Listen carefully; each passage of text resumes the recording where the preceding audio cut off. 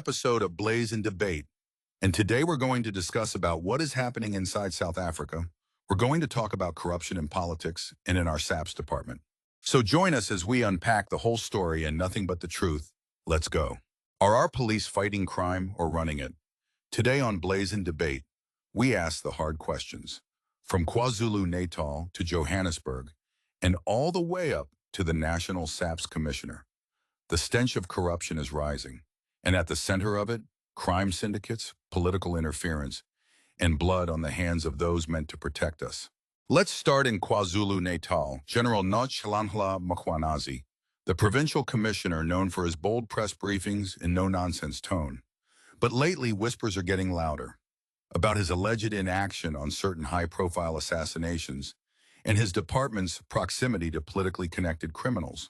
Despite multiple tip-offs about syndicates operating in Umlazi and Inanda, little to no arrests have been made. Sources say officers were told to stand down.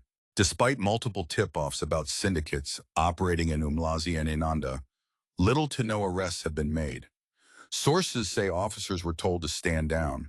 Is Mkhwanazi a reformer trapped in a broken system, or just another cog in the machine? Now we move to the City of Gold.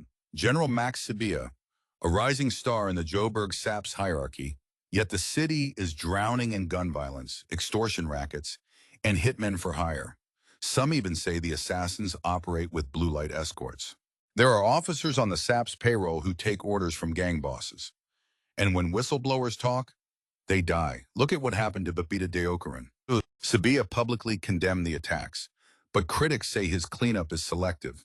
Who's being protected and who's being silenced? Then there's the new National Commissioner, General Mkhunu, tasked with restoring public trust in a bleeding SAPS. But Mkhunu walks a tightrope. On one side, the presidency and national oversight. On the other, a legacy of rot, from missing case dockets to cops moonlighting as hitmen.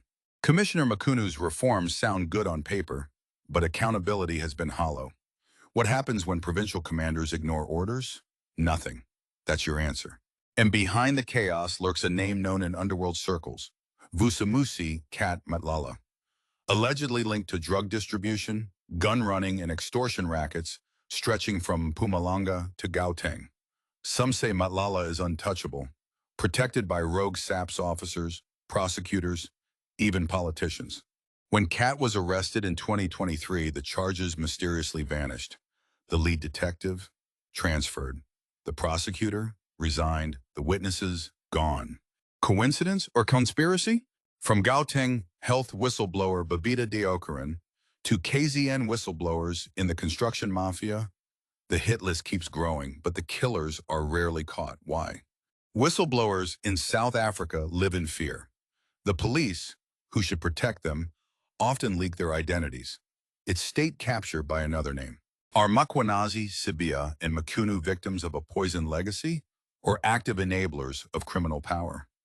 Until the SAPS cleans house and prosecutes its own, South Africa's democracy will remain under siege, not just by criminals, but by cops with blood on their badges. So let's get real. I'm your host, HPY Revo, and tonight we're putting the South African Police Service under the microscope. From KZN to Joburg, from street-level crime to political corruption, the SAPS is caught in a web of murder, money, and silence. And joining me to break this down is no stranger to truth-telling, activist, researcher, and hard-hitting voice. Connie, welcome to the fire. Thanks, Revo. It's hot in here, but this is the temperature our country needs, because what's happening in SAPS is beyond incompetence. It's criminal collaboration. Let's start in KwaZulu-Natal. General Mkhwanazi, a man who's earned media praise for his press briefings, but on the ground, whistleblowers are being killed, hitmen roam free, and corruption runs deep. Connie, what's going on? Mkhwanazi talks tough, but there's a quiet war happening.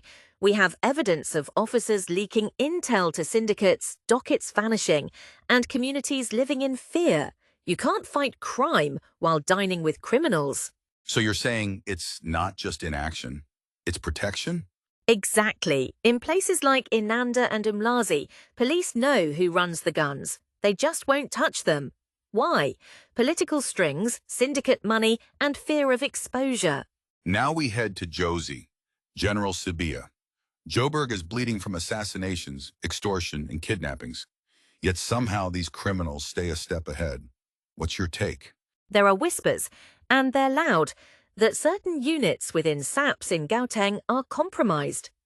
Officers on payroll from crime lords, escorts being used for criminal drops, and let's not forget, whistleblowers are being executed with military precision. Like the Babita Diakoran case?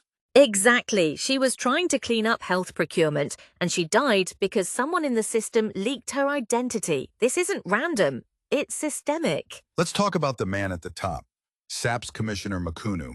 He's new, promises reforms. But is that enough? Makunu's hands are tied, not by the law, but by politics.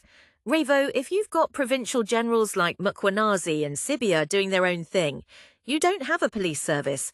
You have warlords in uniform. So the rot is deep? It's decades old. Unless there's a purge and full protection for whistleblowers, the killers will stay in blue. Let's name the name everyone avoids. Vusumusi Cat Matlala, alleged crime boss. But somehow untouchable?